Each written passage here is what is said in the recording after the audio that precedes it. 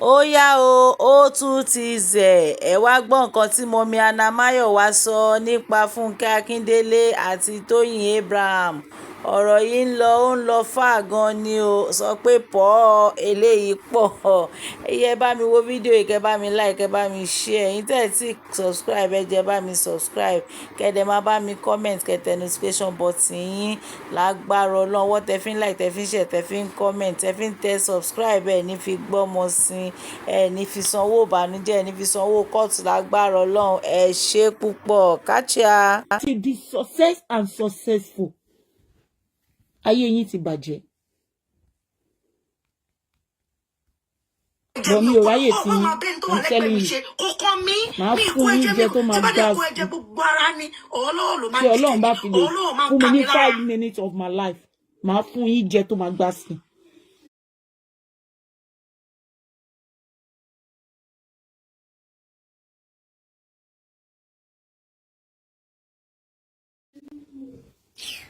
ṣó ti yé yín òun náà máa ń kọ́ mi ò lè expect mi ipe kí n nífẹ̀ẹ́ because ìfẹ́ tèmi ó le gan ìfẹ́ mi ò ṣojú ayé because I want everybody to like me kí wọ́n máa pretend èèyàn tí mi like àìmọye àwọn èèyàn tó máa ń ṣe kinní yẹn wọ́n sọ fún ẹ pé àwọn nífẹ̀ẹ́ lẹ́yìn wọ́n á dẹ̀ bá tiẹ̀ jẹ́ Ọlọ́run ní ṣe tèmi bẹ́ẹ̀ tí ìbá ti ní owó tí mo fẹ́ gbà lọ́wọ́ ẹ̀ tí mi ìnájọ tí mo fẹ́ gbà lọ́wọ́ ẹ̀ tí mi ìnílé tó fẹ́ kó mi sí so ìfẹ́ yẹn kò ń ṣe ìyàbọ̀ nínú yín ni gan àwọn ọmọ yín tọrọ jẹ ni àwọn ọmọ tẹ́ bí wọ́n tọrọ jẹ ni ìmí nínú yín ìkọ́ tó kọ yìí ìyàn ní wá àwọn ọmọ bá àwọn ọmọ méjèèjì bá ní ìyàn wá àwọn méjèèjì bá ìyàn ní wọn lọ́mọ ológo ẹ máa wá sórí social media tó yẹ pé ní tí ìyàn 10 generation wọn ò lè ní ológo bí àwọn Tóyìn àti Fúnkẹ́ Akíndélé bá into your 10 generation ni mo sọ o not the generation tó exist now o to your 10 generation that have not even exist wọn ò lè ní ológo bí ti Fúnkẹ́ Akíndélé wọn ò lè ní nínú wọn yín ẹ̀yin tó pé surname yín kò jẹ́ kẹ́ ṣoríire nú ayé surname yín kò lè gba contract kankan jáde Fúnkẹ́ Akíndélé gbogbo nǹkan ló ti ní láyé ẹ̀ Tóyìn Abraham ó ti ní so many things náà òun náà kéré nínú ayé ṣùgbọ́n ẹ máa jókòó ìmí nínú yín tó máa ti fún yín 20,000 ẹ jókòó ẹ gbẹ́potí Fúnkẹ́ come here Tóyìn come here.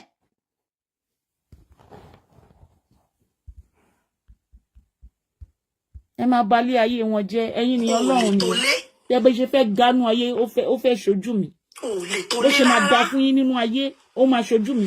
nígbà téèyàn ṣe fíìmù títí Ọbaṣábí àǹtí tó jáde láti ẹ ṣe làálàkú ni ọmọ ẹ tó ṣe ìyàwó fún ó pè sínú fíìmù yẹn were you there for her? You are not there for her now. ní o sister mi tó gbà sí. You are not there for her. Do you understand? You are not there, so you now expect her to be there for you. Nípa tàrízò kí ló ń jẹ́ àrízò?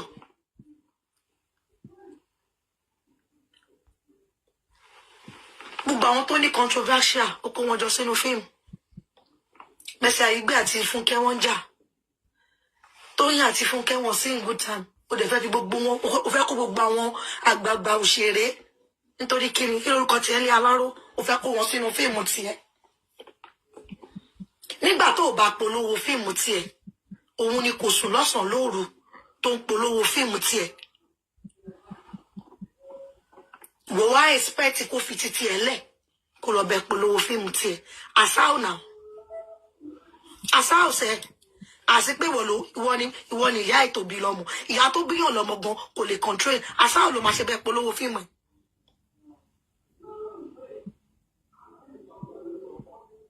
Do you understand? So bó ṣe rí nìyẹn. And this one that you now wrote, ipe Tóyìn àti Fúnkẹ́, wọ́n ti ní mo máa tó bá ti ní misunderstanding, wọ́n máa settle behind the closed door. Kìnìkan. That means ọjọ́ tí yàn kan sọ,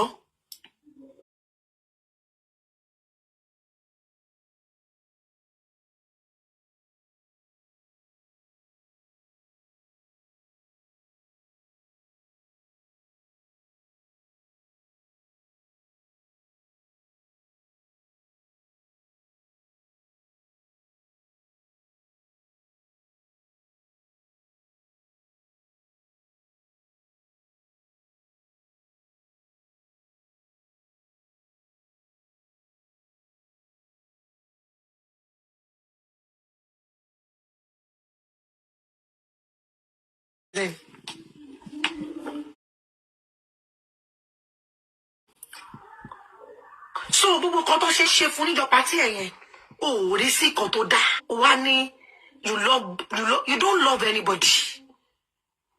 You don't know the meaning of love, my dear. You don't love both of you don't love the both of them gone. They need to be careful of you. Tó bá fẹ́ gbọ́. Àtàpá ọ̀tún àpá òsì ejò paramọ́lẹ̀ ni ẹ́ ó dẹ̀ kàn sá fún ẹni. Kò sí to love, including Mercy Aigbe.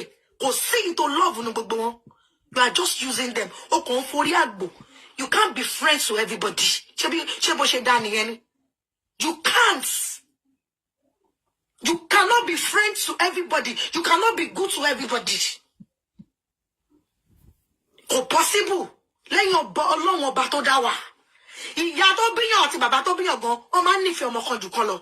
Wọ́n lè má gbé sójú ni. Wọ́n máa ń nífẹ̀ẹ́ ọmọ kan jù kan lọ. Wọ́n lè má gbé sójú ni.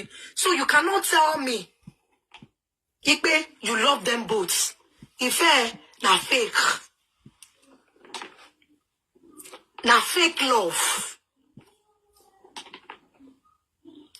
Ọmọ mo tún yẹn. Àtàwọn tó náà wọ́n support ṣe bí children náà ló ṣe mú ìyá Bẹ̀ni. So true under the box. You are fond of that thing. Ìyá Bẹ̀ni tó ní pé advance yẹn lòun ọ̀rẹ́ ẹ̀gbọ́n ẹ̀ ní Canada. Ó tẹ̀yẹ pé woman yẹn correct ẹ̀ nígbà tó ń bínú. But you knew she was the one talking that day. You purposely throw that woman under the box. Oh, Momo Pepe ya Sheleyan. The same way you did it to Toyin now. But it's quite fortunate that Toyin is learning that way. I'm not sorry to say it. Tiele yo bashele. Onikaluku ni dati emu. Ti aye ba wa go. O ma on nínú we. To ba go. A on nínú we. John Shebi. Auntie me, super story ni. Thank you so much for my gifters. Auntie me, super. Ele, onikalu umo. Ibi to belong si. You cannot tell me you love everybody. It's not possible. The same way to love Mercy Aigbe, lo love to Abraham, lo love Funke, nítorí kíni. Kò possible. Kò possible. O kàn forí àgbò wọn. Ìwọ náà ló máa gbọ́ kankan tí gbogbo wọn because gbogbo wọn máa bẹ́ẹ̀ sọ̀rọ̀ èèyàn dẹ̀ kí ń dá ṣèké èèyàn kò dẹ̀ kí ń dá ṣèké. That was when Toyin came to that party. Ẹ ti sọ̀rọ̀ tó because torí Toyin ò sí nínú cast and crew ló ṣe gbé sórí tébù yẹn ló ṣe fi sẹ́yìn ẹ̀yìn kínní tó lọ jókòó síbi kan because she was not part of that. Even tí o bá part of that, she was there before that event. Ẹtìjọ wà ní event tó ti bá yín ṣe gbogbo ẹ̀ tó ti ń pe òun lọ family house yín.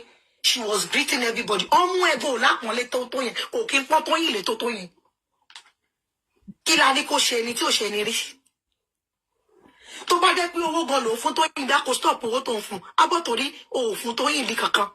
Ìkan tó ṣe fún Tóyìn ò lè bá Lọ́ládé àbúta sàn ṣe nítorí pé kí ni Lọ́ládé ní owó lọ́wọ́ dẹ̀ gbéra ṣe bí godmother Lọ́ládé náà pẹ̀ bí Tóyìn náà ṣe ń pẹ̀ godmother. So le ba Lọ́ládé àbúta ṣe ìnájọ́ orí gan Lọ́ládé àbúta kò tó Tóyìn. Tó tó Tóyìn lọ́jọ́ orí ni kò tó. Oníkálùkù ọ̀dẹ̀ mẹ́ni tó lówó jura wọn lọ. Gbogbo oníkálùkù ló lówó. You are a boss on your own lane. Oh, le bá ṣe torí pé ó gbéra ẹ̀. And everybody that supported you, that is what you did to Tóyìn. Tóyìn tó ṣaṣọ.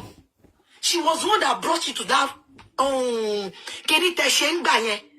Live program tẹ́ ṣe ẹjọ́ ẹ̀wọ̀n mi ló ti orúkọ kini yẹn Tóyìn Lawani orúkọ ẹ̀ Tiana ló fi ẹ́ sínú fíìmù. Ó débẹ̀ ó sideline Tiana ó tẹ̀lé Lọ́lá Chioma good air kò sí problem. Yes, Real Housewives. And ìyẹn kọ́ náà ti sọ fún ẹ pé you are a bully. Ohun tó bá yẹ pé bully ni ẹ pé bully náà ni ẹ. That's who you are. Odu wa ti ń lansìn. Everybody has known the kind of person you are. Do you understand? Everybody ti mọ̀. I know pé bí títí àwọn àbá wá sí, wọ́n máa fi Tóyìn ìyá rẹ̀, a máa fi ṣe yẹ̀yẹ́ ní pọ́lọ̀ mú.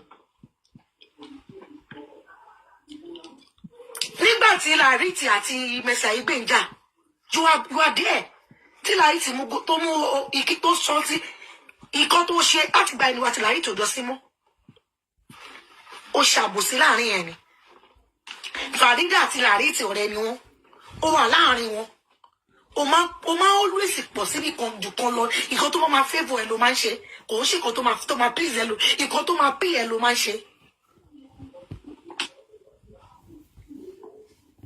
ìkan tó máa pay ẹ you now wrote this thing pé àwọn fáǹsì Tóyìn wo lórí ti ẹ̀rọ I'm just talking about you today àwọn fáǹsì Tóyìn wo lórí ti ẹ̀rọ àwọn fáǹsì Tóyìn wo ló drag ẹ àwọn tó ti ṣe tẹ́lẹ̀ nítorí pé ó ti ṣe a lot of people àwọn ló ń fa pátá ẹ̀ fa bra ẹ̀ fa gbogbo nǹkan ẹ̀ yọ kò ṣe fáǹsì Tóyìn kankan Tóyìn will never be in support of somebody bullying you never she will never be the part but we only everybody àwọn tí wọ́n mú ẹ lọ mú ẹ àwọn tí wọ́n mú ẹ ni wọ́n mú ẹ ìyá rẹ pẹ̀lẹ́ o Ọlọ́run ọba yín yanjú ẹ can you see clearly gbogbo àǹtí mi you are going to be 46 this year àwọn tó gbọdún méjì lọ́wọ́ ẹ wà máa pé àti kìnnìkàdà àfi bí pé you are that small in that industry bí bá nà bí pé bébí ojú wọn lọ ti bí ẹ ọ máa pé even àwọn tó jẹ́ pé wọ́n ojú wọn lọ gan can they do that to Inedo nígbà tí Rita Dominic dé party ṣe ohun tó ṣe party kò dìde ni you can see that ó ti ní countenance ẹ ó nà ọnu báyìí fún ẹni I saw a video sí lady kan tó kọjá pé Ẹniọlá Badmus ló wà lẹ́gbẹ̀ẹ́ Fúnkẹ́ Akíndélé ó lè nílà Fúnkẹ́ wọ́n kí ẹ náà but you cannot do that nítorí pé ti sọ̀rọ̀ tó yẹ ti jọ pa ti jọ kún tó ó kọ̀ dùn mí pé tó yẹn rìn láàrin ọ̀tá ni God bless you mi ìtẹ̀fẹ́ sọ̀rọ̀ Sharon nítorí Sharon mi ìfẹ́ sọ̀rọ̀ Sharon ẹ̀gbọ́n Fadékẹ́mi that's a cup of tea ṣebí bó ṣe mú Sharon náà tó throw Sharon under the box nìyẹn Sharon tó taṣọ ẹbí Priscilla tó forí ṣe tó fọrùn ṣe Sharon dàlẹ́ ní our market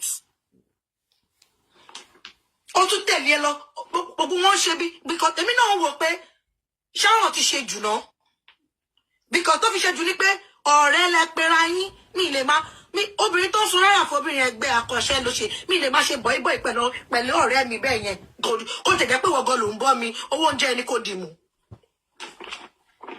abọ́ tòní kò sẹ́ńtọ́ lọ́wọ́ ṣe fún láti lọ́wọ́ tí Fúláwọ̀ ti ń ṣe ayé ẹ̀ ṣé kọ̀ọ̀kan ṣe Sharon ni you need to stop this art you cannot reign forever. Àwọn tí wọn ò rí nǹkan tó yẹ pé wọn ojú wọn ti fọ́ ló ń kó ẹ̀jẹ̀ ló ń pọ́n ẹlé ní ìkó ẹ̀jẹ̀ ní ó mọ̀ mí mi mọ̀ ẹ́ bọ̀ èmi tí bá sọ bí tí mo ti mọ̀ ẹ́ fún ẹ wà á lanu ni mo ti mọ̀ ẹ́ tipẹ́tipẹ́ that lifestyle tó máa ń ṣe nìyẹn láti ìgbà tó sọ pé ó ti dá Pinky sílẹ̀ ni mo ti mọ̀ ẹ́ I know you very very well mo mọ̀ ẹ́ ju bó ṣe mọ́ra ẹ lọ. Mo jókòó fún Tóyìn pé Tóyìn o máa tó tẹ́ ó dẹ̀ tẹ̀ ó tẹ́ ó pè yàn ní god daughter ẹ ó ń pè ní àǹtí mi you now said Tóyìn ó yẹ kí Tóyìn wà nínú kìnnì kan ó ní láti kí ló ṣé tí Tóyìn ò bá sínú fíìmù ẹ ó lè tà ní o fẹ́ mọ̀ fi Tóyìn síbẹ̀ tó wà lè lò pé kó bẹ polówó ṣé wọ́n ṣe bẹ́ẹ̀ fún fíìmù Tóyìn wo ló jáde rí tó bá ṣe mítà gbìdó tó bá polówó pé lẹ́yìn ipò lọ sí premier tó bá gbé wá fún ẹ tó bá bá wò fíìmù Tóyìn wo ló jáde rí tó bá polówó fíìmù Ìyábọ̀ gbé jáde kárí fíìmù Tóyìn tó bá polówó pé lọ́wọ́ fíìmù gbé jáde èyí tó tiẹ̀ lò pẹ̀lú ọmọ ẹ tó fi ṣe oversabi aunty were you there? Ṣé kò yẹ kó jẹ́ proud fún ẹ pé yes oversabi aunty lẹ́yìn pé o kàn lọ sí premier ìkọ́tẹ́ ní lè ṣe fẹ́yàn ẹ máa fẹ́ kàn ṣe fún yín so wọ́n fẹ́ kó fẹ́ láti kó bẹ̀rẹ̀ who does that kó fi fíìmù tiẹ̀ lẹ̀ ìgbà tó ní kó tẹ̀lé lọ sí Tanzania ìgbà yẹn ló lọ sí Canada pẹ̀lú King Baby so kó forí títí ẹlẹ́ kó dorí olórí kó forí tí ẹ kó dorí olórí who does that kò lè forí tí ẹlẹ́ kó dorí tí ẹ náà Ìyábọ̀ ẹ rọra máa ṣe àbòsí ò lérè ó ń ba ayé jẹ́ ni. Everybody ti mọ orí èèyàn tó jẹ́ ńsìn. Ó kọ̀ kókó sọ fún Tóyìn pé Tóyìn mo mú Fúnkẹ́ ju ẹ lọ. Ó dẹ̀ máa mú Fúnkẹ́ tó ra fóònù fún ẹ. No be juju be that. Ṣé Tóyìn ra iPhone fún ẹ ni? Fúnkẹ́ tó ní fóònù tó gbé dání tó ní àrùn fóònù wo ló gbé dání Ìyábọ̀ tó fún ẹ fóònù. Ó gbé lọ London ó ra aṣọ fún ó ṣe shopping ó ṣe gbogbo ẹ̀ fún ẹ. Ó máa prefer ẹ. Irú yín ọmọ irú bó ṣe wà yìí gan tí ọba fún ẹ lówó òun ni Lọ́ládé ṣe fún ẹ Lọ́ládé àbútà ó lè jẹ godmother ẹ̀bọ̀ ó lè bá Lọ́ládé ṣe ṣí tó bá Tóyìn ṣe Tóyìn ò gbèrè dáadáa ni kò gbèrè dáadáa ni tó bá gbèrè dáadáa kò ní bá rẹ̀ mi àwọn kan wá ní àwọn fáǹsì ní problem ó dà pé orí ẹ̀yìn tó wá pé fáǹsì ní problem ó dà pé orí yín ti dàrú ìdílé fi ń ronú ẹ̀ fọpọlọ ronú kí ni fáǹsì fi jẹ́ problem Ìyábọ̀ náà kò lè parọ́ pé mo ò rí a lot of fans true tó. Wọ́n gbé gidi kan mọ́ nítorí bẹ́ẹ̀ ni mind of your own lọ́dọ̀ kọ́ ni kẹtàlí kan tí Tóyìn bá ṣe.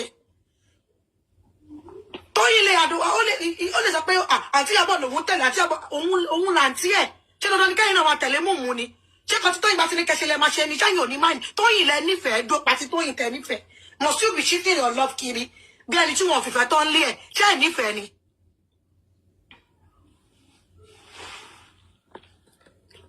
Ṣé ẹ̀ nífẹ̀ẹ́ láti lẹ́yìn ni. Wa kọ̀ra kó má kúkú kọ̀kọ̀kan rárá nísìnyìí àgbà méjèèjì ti ń jà koríko bẹ̀ àìpó kan pítí ẹ pé fíìmù ẹ ló máa foríko because o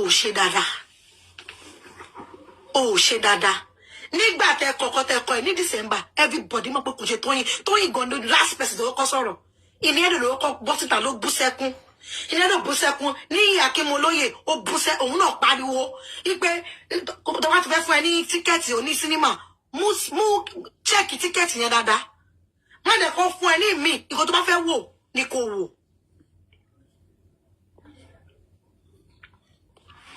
kéèkì níta ní olórí burúkú somebody yẹn kí tó ṣe okay which film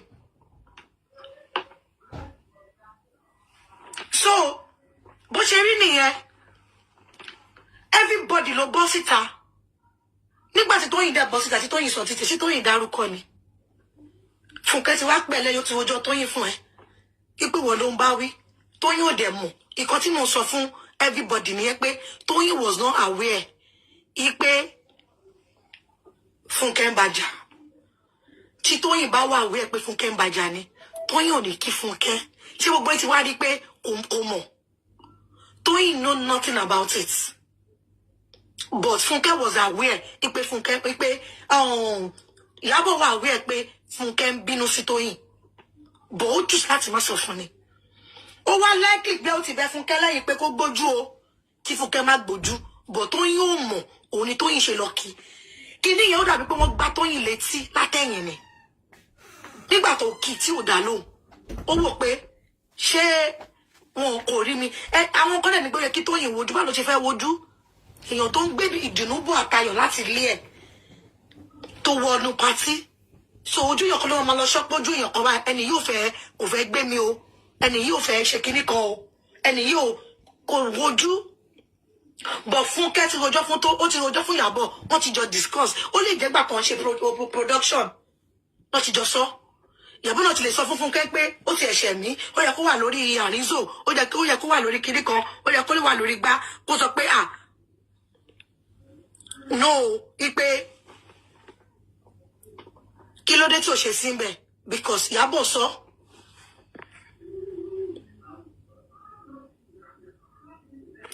so because Ìyábọ̀ sọ mò ń wo ẹ má bínú mò ń wo àwọn ọmọ ẹranko tí mò ń ṣàṣìgá lọ mo ṣe ń wo kíní mi lẹ́ẹ̀mẹ́wàá o òní Tóyìn ṣe dé but ipe Tóyìn ò mọ̀ anything and she came to that party with good mind to enjoy herself and to do the normal thing pé ẹ̀gbọ́n òun ló ń ṣe nǹkan bóun ò bá because tí kò bá lọ náà ẹ̀yin náà lè máa sọ àti pé àwọn kan tó ti ń gbé ńgbà yẹn pé dàpọ̀ àti ẹ̀jọ́ ń jà ṣe mọ̀ pé ìyẹn sábọ̀dù sọ ìyẹn sábọ̀dù ní fún Ìyábọ̀ àti Tóyìn ń jà fún kọ̀ọ̀kan ni do you understand ni kò ṣe ni lẹ́yìn ìgbà yẹn ni ojú vi kini kan òun náà lójú ẹ ṣe fọ́ mọ̀ pé kò tó lò yẹn ìgò àwọn jígì Bọ́lá ni ìgò yẹn ti dí tó yẹ kó fi ríran ò ríran mo ti ṣe ẹ sí gálọ́ ni Yare fi ṣe fídíò àrízó tó ṣe pé àwọn ò jà misunderstanding is bound to happen èèyàn àtẹ̀gbọ́n ẹ̀gbọ́n ní misunderstanding ìyá àtọmọ gan ní misunderstanding so èèyàn ó lè ní misunderstanding kò matter èèyàn ò ṣe big deal kò sí big deal nínú misunderstanding tọ̀dọ̀ ní ó ní kó wá sí fíìmù ó dẹ̀ lóhun busy fẹ́ lọ polówó fíìmù ó busy ṣé ẹ máa dorí olórí.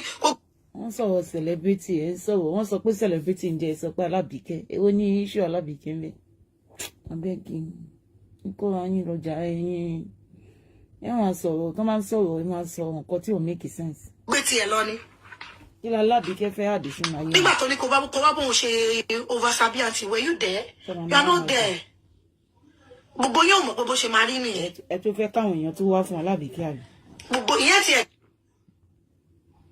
So nǹkan tí mo fẹ́ sọ nìyẹn. Thank you so much. Thank you. Ṣàlẹ̀ o, ẹ̀mí ni kí n sọ̀rọ̀ àǹtí àyànfẹ́. Ẹni bèrè kankan lọ́wọ́ máa ní ẹjọ́ má bínú one minute ẹjọ́ everybody. Uncle as a man, do you think Iyabo Ojo what she wrote out today? Ṣé ẹ rí any fault nínú nǹkan tó sọ yìí tó ṣe? Sherry, I cannot lie to you. I have not seen it and I have not read it. Mi mọ nǹkan tó sọ. But nǹkan tẹ́mi rí nù táyìn Sherry Iyabo ò lè kó sáàrin àwọn méjèèjì. There's nothing Iyabo can do. Tóyìn Abraham is so. Kí ló kàn wá pẹ̀lú Alábìíkẹ́? Ẹ bá ní pé anybody tó bá ní issue pẹ̀lú ẹ lọ sórí platform ẹ don't come to my own platform. A dá nonsense sílẹ̀. Ẹ máa ń sọ̀rọ̀ blogger ẹ máa sọ̀rọ̀ Alábìíkẹ́. Wọ́n sọ̀rọ̀ àwọn tó ń jà ẹ sọ pé Alábìíkẹ́ kí ló fẹ́ ṣe nínú àwọn ló fẹ́ ṣe nínú ayé àwọn méjèèjì yìí tó ń jà yìí. Ẹ jọ̀ọ́ ẹ lọ drag ẹ lórí page ẹ má wá sórí page ni. Ẹ ti gbọ́ ẹ kọ́ bó sí yín síwájú. Tínú yín ò bá dùn bó ṣe wà níbi tó wà ẹ lọ sọ fún bẹ́ẹ̀ because gbogbo yín lẹ ní trace of jealousy lára. Nítorí ẹnì kankan nínú yín ò ṣe ní lọ síwájú. Go to Iyabo. Iyabo cannot push Toyin away because Toyin has done enough. Toyin has stood by Iyabo. Toyin has taken Iyabo as her own blood. And Funke Deni, colleague ló jẹ́ sí Toyin and ló jẹ́ sí Iyabo. They are close friends. No, they are friends. They are friends. So kini kan susiyan ni kini kan ni o le tú dànù. So she has to stay neutral. O náà ló dé máa forí kò. But mo wá fẹ́ sọ nǹkan kan fún yín tó bá jẹ́ Fúnkẹ́ ló ń ṣe premier. Tí Iyabo lọ wúrú wà yẹn tó jẹ́ pé Iyabo ló wá jẹ́ central of attraction. Ṣé Fúnkẹ́ máa gbà? Fúnkẹ́ will not forgive Iyabo. Ẹ wo side yẹn because ó máa dùn Fúnkẹ́ pé gbogbo nǹkan tí mo ti náwó lé lórí ó wá lo ìwà ó wá fi bàjẹ́. Fúnkẹ́ will not take it. God bless you bàbá mi ẹ kí àgbáyé àdálẹ́sà. But Iyabo ní skánskán bí Fúnkẹ́ ni o. But Iyabo ní welcoming character. Iyabo ní ìwà àwọn méjèèjì nínú. Ṣó ti yé yín? Iyabo will overlook such things and let it go.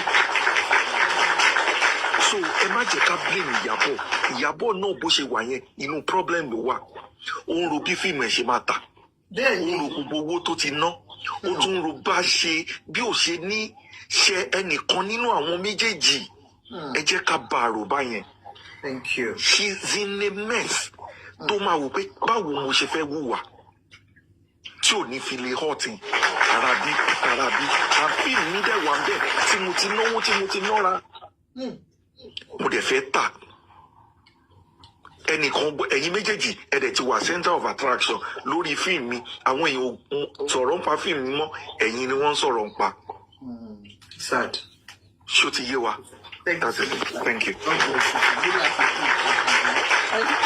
Ẹ má gbé máa ẹyẹ kan ti dúró ọtí màmá ní kọ́sìtò màdà àwọn ẹ̀jẹ̀ kan kú yẹn wà ń bẹ̀ ó yá akẹ́lòmí sọ̀rọ̀ káwọn tó kù dúró. Ẹ lọ ẹ̀ka lẹ́wọ̀n. Ẹ̀ka lẹ́rìn mi lọ́kàn àbí ẹjọ́ ẹ̀kẹ́ mi sọ̀rọ̀. Ẹ̀ka lẹ́ àǹtí Àjọkẹ́. Ẹ̀dẹ̀ kó oríire tí 30 mi ò wọ́n ti kọrin fúnyàwó wọn o. Mi ò mọ tí ń wà.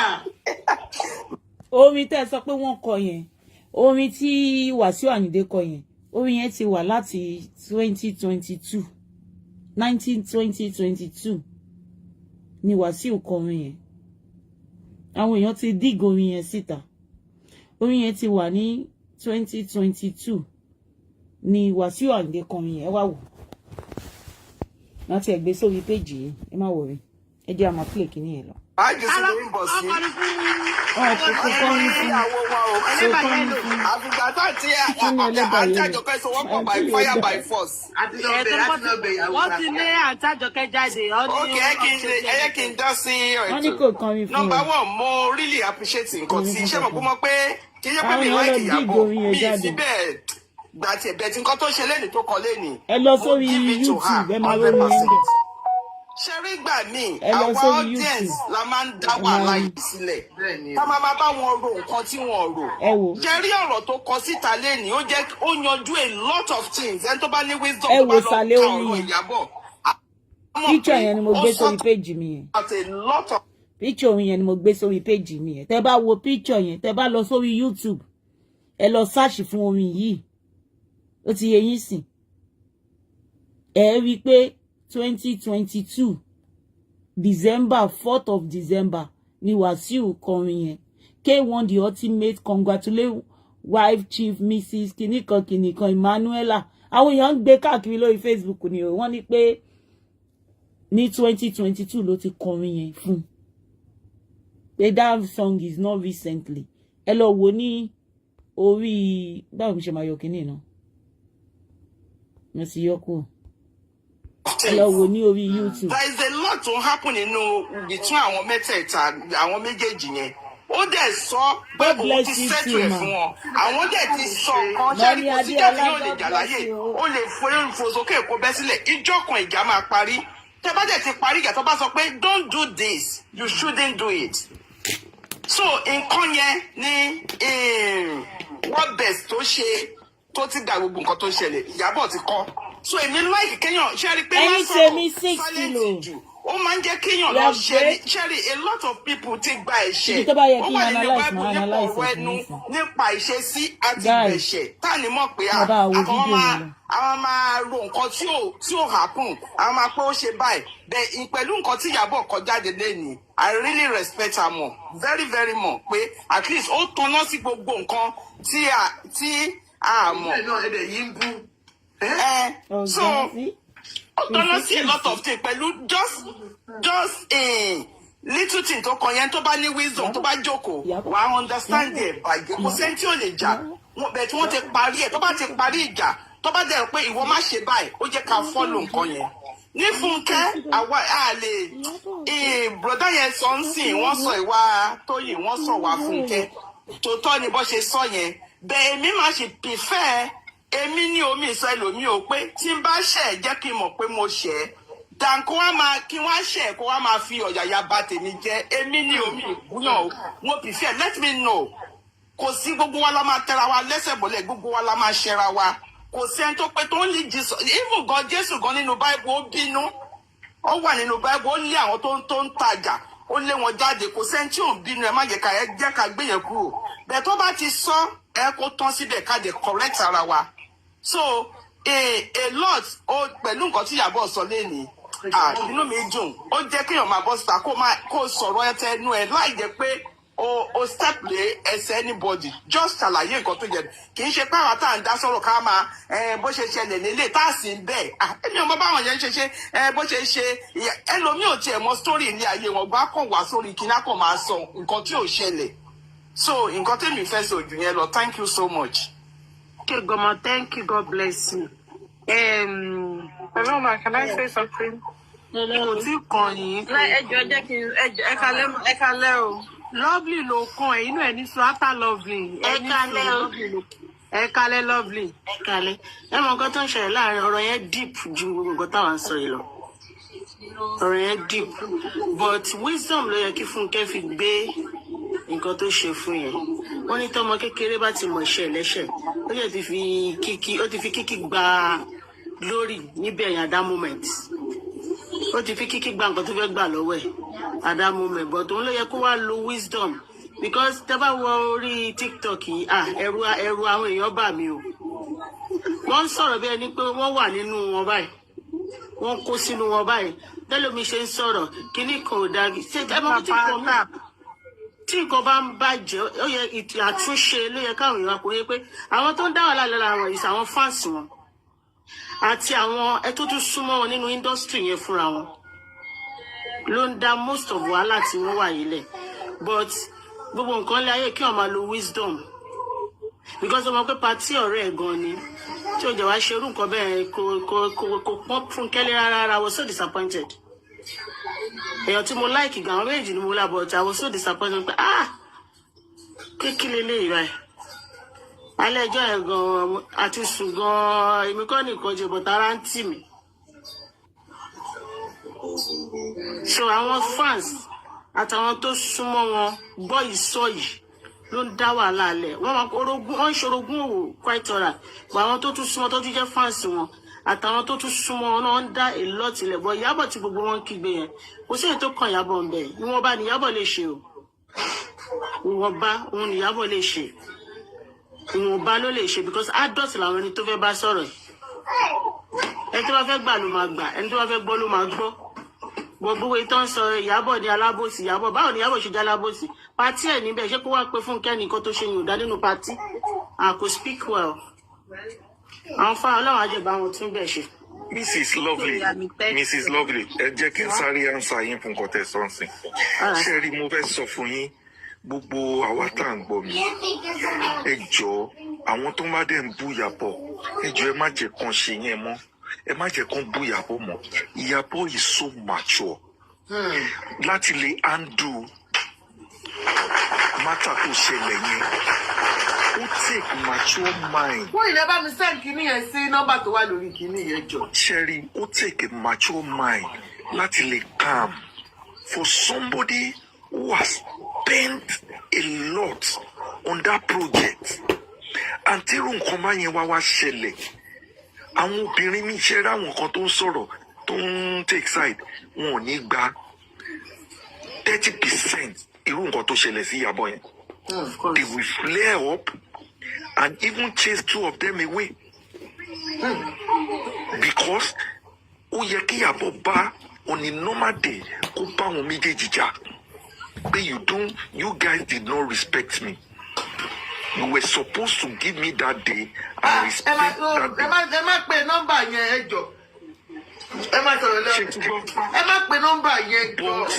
Fún bí Ìyábọ̀ ṣe handle situation yẹn, ó handle ẹ̀ so mature. And ó dẹ̀ stay neutral because ọlọ́gbọ́n ló lè yé. Ó dẹ̀ mọ nǹkan tó ṣẹlẹ̀ láàrin àwọn méjèèjì. Ọlọ́gbọ́n ló dẹ̀ lè yé. But at the end of the day, ẹ lọ kọ́ ọ́ tó ṣẹlẹ̀ láàrin àwọn méjèèjì. Ìyábọ̀ ló máa pay at the end of the day. That movie will sell out. Ẹ̀mí olórúkọ Jésù. Ṣé you understand? That movie will sell out for that majority. Àwọn kan ní ó yẹ kí Ìyábọ̀ sọ kó sọ pé Fúnkẹ́ ò dẹ̀ kí. Sherry, let me tell you something. Akàn ọ̀rọ̀ yẹn ṣẹlẹ̀ la fi ń dájọ́ o. Tó bá já wa gangan ló ṣẹlẹ̀ sí. Ẹlòmíì lè má ó lè react worse ju bí Fúnkẹ́ ṣe react yẹn lọ. Ẹlòmíì tó bá ṣẹ̀ kò lẹ́mí dáríjì rárá kò tiẹ̀ fẹ́ rẹ́ni ẹ sójú. No matter what happen inú online láti wà tí event kan ti ń ṣẹlẹ̀ tí woman yẹn ti dá event ara ẹ̀ dúró tó ní àfi táwọn kan bá jáde nù ọ́ nìyẹn. ìyá onípatí. ṣé àrántí? àwọn tó rántí. àwọn tó I'm telling you, fún àwọn tí ò ra aṣọ nìyẹn o.